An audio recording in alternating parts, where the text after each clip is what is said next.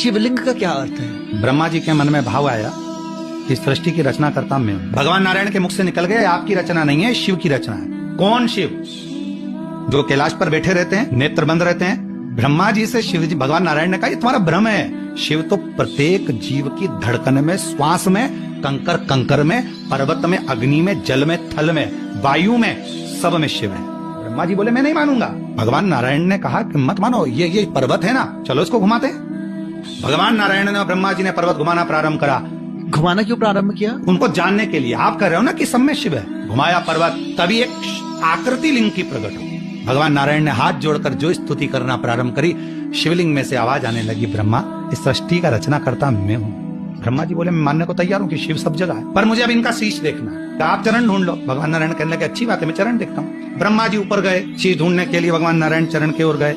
नारायण तो वापिस आ गए क्योंकि मालूम था चरण मिलना नहीं हो। जाते जाते जाते जाते उन भगवान ब्रह्मा जी ने गौ माता को देखा, कहा मुझे मिल नहीं रहा शीश, चलो तुम चलकर कह देना भगवान नारायण के सामने कि भगवान ब्रह्मा जी को शीश मिल गया। गाय ने कहा मैं क्यों झूठ बोलूं।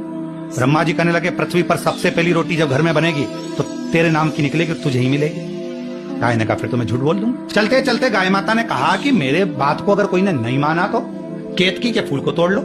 केतकी का पुष्प तोड़ लिया, तू चल मेरे साथ में, सारे देवताओं पर चढ़वाऊंगा। भगवान नारायण के सामने चलकर कह देना कि ब्रह्मा जी को शीश मिल गया, चलो मुझे क्या दिक्कत है। भगवान नारायण ब्रह्मा जी से पूछे आपको शीश मिल गया? ब्रह्मा जी बोले नहीं, पहले आप बताओ आपको चरण मिल गए क्या? भगवान नारायण ने कहा मुझे चरण कहाँ मिल सकते हैं, मुझे शिव के चरण मिल जाए, बहुत कठिन बात। जैसे ही नारायण ने सत्य कहा, शिवलिंग में से आवाज आ गई, हे नारायण आपने मेरी साक्षी में सत्य कहा है, आज से पूरी पृथ्वी पर सत्य की पूजन सत्य नारायण के रूप में होगी। ब्रह्मा जी से भगवान नारायण ने पूछा अब आप बताओ आपको शीश मिला? ब्रह्मा जी बोले मुझे तो शीश के दर्शन हो गए। अगर ना मानो तो गौ माता से पूछ लो। गाय ने कह दिया कि ब्रह्मा जी को शीश का दर्शन हो गया। शिव जी ने आकाशवाणी करके कहा गौ माता तू जगत की मां होकर झूठ बोलती है, मैं तुझे श्राप देता हूं कि तेरा पूरा शरीर पूजा जाएगा पर तेरा मुख अपूज्य माना जाएगा। आखिरी में ब्रह्मा जी ने कहा कि केतकी के पुष्प से पूछो, तो केतकी का पुष्प भी झूठ बोल दिया। भगवान ने श्राप दे दिया, अरे केतकी सारे देवताओं पर चढ़ेगा पर शिव पर कभी नहीं चढ़ेगा। ब्रह्मा जी कह रहे नहीं, मैंने शीश का दर्शन किया। तब भगवान शंकर को क्रोध आया और शिवलिंग में से ही शिव प्रकट हो गए।